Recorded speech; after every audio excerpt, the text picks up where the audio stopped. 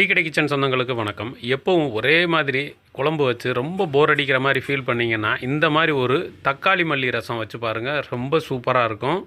சுட சுட சோறு பொங்கி இந்த மாதிரி ஒரு ரசம் வச்சு அது கூட வரமல்லி துவையல் வச்சு சாப்பிட்டோம்னா அப்படி ஒரு அட்டகாசமான காம்பினேஷனாக இருக்கும். இதுக்கு வேறு எந்த சைடிஷுமே தேவைப்படாது. கண்டிப்பாக நீங்களும் இந்த காம்பினேஷனை ட்ரை பண்ணி பாருங்கள். இப்போ முதலாவதாக ஒரு மிக்ஸி ஜார் எடுத்துகிட்டு 2 டீஸ்பூன் அளவுக்கு சீரகம் சேர்த்துக்கிடுவோம். 2 டீஸ்பூன் மிளகு சேர்த்துக்கலாம். 2 பச்சை மிளகாயை உள்ளே சேர்த்துட்டு ரசப்பூண்டில் ஒரு முழு பூண்டு எடுத்து காஞ்ச தொலியை மட்டும் நீக்கிட்டு அப்படியே உள்ளே சேர்த்துக்கலாம்.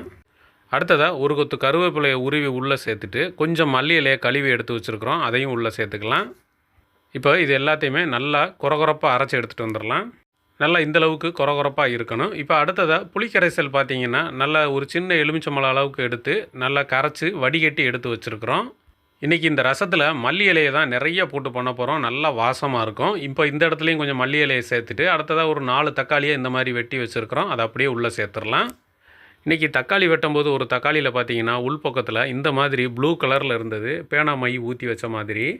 இந்த மாதிரி ஒரு குறைபாடுள்ள தக்காளியை இது வரைக்கும் நாங்கள் பார்த்ததில்ல. இது கூகுளில் என்ன காரணமாக இருக்குன்னு சொல்லி தேடி பார்த்ததில்ல. இது ஒரு வகையான பூஞ்சை தான், இதை சாப்பிடக்கூடாது அப்படின்னு சொல்லி அதில் வந்தது. நீங்கள் இதுக்கு முன்னாடி தக்காளியில் இந்த மாதிரி பார்த்துருந்தீங்கன்னா மறக்காமல் கமெண்ட்டில் சொல்லுங்கள். ஏன்னா இது நாங்கள் முதல் தடவையாக பார்க்குறதுனால எங்களுக்கு ஒரு வித்தியாசமாக இருந்தது. இப்போ இந்த தக்காளி எல்லாத்தையுமே உள்ளே சேர்த்தாச்சு. அந்த ப்ளூ கலரில் இருந்த தக்காளியை ஒதுக்கி கீழே போட்டாச்சு. இப்போ புளிக்கரைசலில் இந்த தக்காளி எல்லாத்தையுமே நல்லா பிசைஞ்சு விட்டுடலாம். பிசைஞ்சு விட்டுட்டு இந்த ரசத்துக்கு தேவையான தண்ணியை இந்த புளிக்கரைசலோடையே சேர்த்து மொத்தமாக இங்கேயே ஊற்றி விட்டுடலாம். இன்றைக்கி நம்ம ரெடி பண்ண போகிற இந்த ரசம் பார்த்திங்கன்னா கிட்டத்தட்ட 1 லிட்டருக்கு மேலே இருக்கும். இன்னும் கொஞ்சம் எக்ஸ்ட்ராவாக மல்லி இலையை சேர்த்துட்டு இந்த ரசத்துக்கு தேவையான உப்பை இங்கேயே சேர்த்துடலாம். இன்றைக்கி 1 டீஸ்பூன் அளவுக்கு கல் உப்பை சேர்த்துக்குருவோம். சேர்த்து கலந்து விட்டுலாம். இது அப்படியே கொஞ்சம் நேரம் இருக்கட்டும். அடுத்ததாக அடுப்பில் ஒரு கடாயை வச்சுட்டு ஒரே ஒரு டேபிள் ஸ்பூன் அளவுக்கு மட்டும் சமையல் எண்ணெய் சேர்த்துக்குருவோம். எண்ணெய் நல்லா சூடாகட்டும்.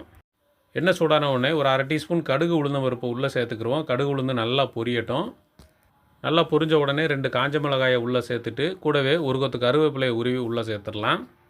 அடுத்ததாக நம்ம கொரகொரப்பாக அரைச்சி வச்சுருக்கிற மிளகு சீரகம் மசாலாவை இந்த இடத்துல மொத்தத்தையும் உள்ளே சேர்த்துடலாம். இன்றைக்கி நம்ம ஒரு 4 பேர் சாப்பிட்ற மாதிரி தான் ரசம் வைக்க போகிறோம். ஆனால் ரசம் எக்ஸ்ட்ரா தான் இருக்கும். நம்ம சாப்பாடு சாப்பிட்டது போக டம்ளர்லேயே ஊற்றி குடிக்கலாம். அந்தளவுக்கு செம்மையான டேஸ்ட்டாக இருக்கும். மசாலாவை சேர்த்துட்டு அந்த எண்ணெயிலேயே ஒரு 2 நிமிஷத்துக்கு இதை நல்லா வதக்கி விட்டுறலாம். நல்ல ஒரு வாசனை வரும் அந்த நேரத்தில். கூடவே ஒரு 1/4 டீஸ்பூன் பெருங்காய பொடியையும் சேர்த்து விட்ருவோம். அடுத்ததாக ஒரு 1/2 டீஸ்பூன் மஞ்சள் தூளை சேர்த்துக்குருவோம். இப்போ நல்லா கலந்து விட்டாச்சு. நம்ம சேர்த்த அந்த மசாலா எல்லாமே எண்ணெயில் நல்லா வதங்கிருச்சு.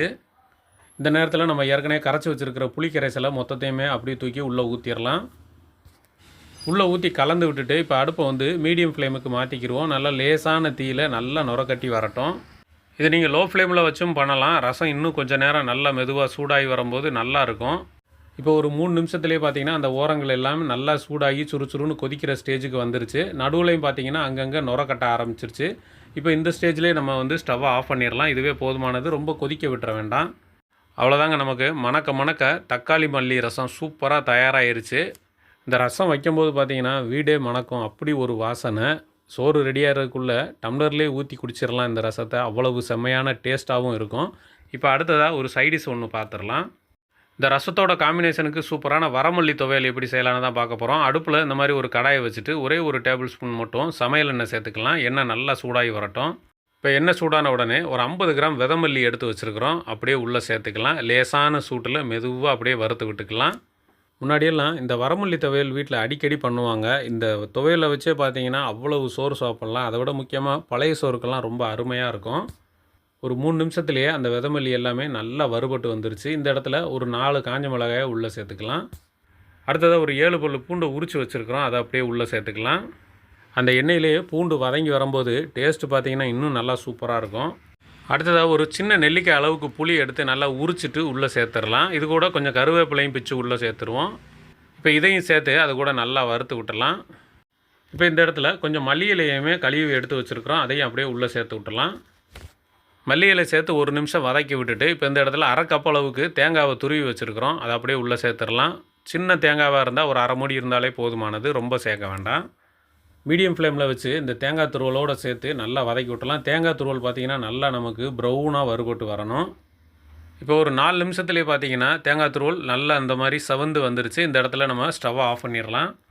ஸ்டவ்வை ஆஃப் பண்ணிவிட்டு கொஞ்சம் நேரம் கலந்து விட்டுட்டு அப்படியே இந்த பாத்திரத்தில் இருக்கட்டும். இது கொஞ்சம் நல்லா ஆறி வரட்டும். நல்லா ஆறின உடனே ஒரு மீடியம் சைஸ் மிக்ஸி ஜாரை எடுத்து வச்சுட்டு இது எல்லாத்தையுமே உள்ளே சேர்த்துடலாம். அடுத்தது இதுக்கு தேவையான உப்பு ஒரு 1/4 டீஸ்பூனும் உள்ளே சேர்த்து விட்ருவோம். இப்போ இதில் கொஞ்சமாக தண்ணி சேர்த்து நல்லா ஒரு துவையல் பதத்துக்கு கொரகொரப்பாக அரைச்சிக்கலாம். நீங்கள் வீட்டில் அம்மி இருந்தது, அதில் அரைக்கிறதுக்கு டைம் இருந்தது அப்படின்னா நீங்கள் அம்மியில் கூட அரைச்சிக்கோங்க. ரொம்ப சூப்பராக இருக்கும். அவ்வளோதாங்க, நமக்கு ஒரு சூப்பரான வரமல்லி துவையல் அருமையாக தயாராகிருச்சு. அந்த ரசத்தை ரெடி பண்ணி அது கூட இந்த வரமல்லி துவையலை வச்சு சாப்பிட்டோம்னா அப்படி அட்டகாசமான டேஸ்ட்டாக இருக்கும். கண்டிப்பாக நீங்களும் ட்ரை பண்ணி பார்த்துட்டு எப்படி இருந்துச்சுன்னு கமெண்ட்டை சொல்லுங்கள். நன்றி.